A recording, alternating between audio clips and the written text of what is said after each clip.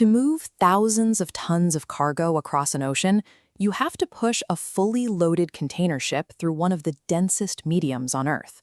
For most of the 20th century, the engineering philosophy for solving this problem was straightforward.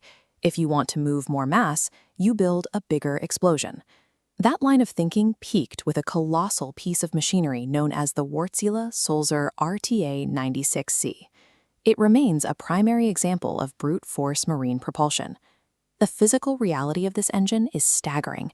It features 14 internal cylinders driving a single 300-ton crankshaft, generating over 107,000 horsepower. This is the peak of displacement. It doesn't rely on finesse to overcome the immense drag of the ocean water. It simply batters the sea out of the way with raw, massive scale. We applied that same logic to escaping Earth's gravity well.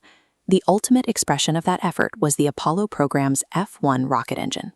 To produce 1.5 million pounds of thrust, a single F-1 swallowed 3 tons of highly refined kerosene and liquid oxygen every second.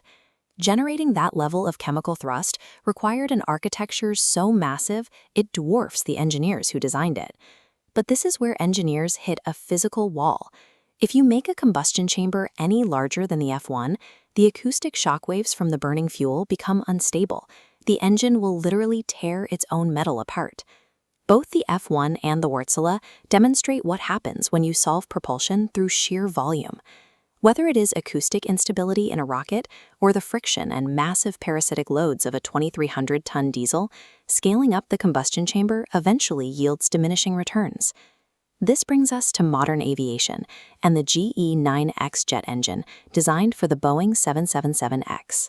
This engine presents a fascinating contradiction. It is physically larger than its predecessor, the GE90, but it is rated for less maximum thrust. That extra size goes directly into the front fan, which stretches 134 inches across, giving it a physical footprint entirely unlike older commercial engines. This schematic illustrates bypass ratio. A 10-to-1 ratio channels most air slowly around the central core, which is highly efficient. Pushing inside, the core achieves a crushing 60-to-1 pressure ratio, surviving intense heat thanks to advanced ceramic matrix composites. This 10% gain in fuel efficiency suggests that for modern aviation, the path to better performance is no longer found in higher thrust ratings, but in more sophisticated airflow management. That same shift is happening in spaceflight. The SpaceX Raptor is the modern answer to the F-1, built to lift the Starship system. Instead of the F-1's dense kerosene, the Raptor burns liquid methane.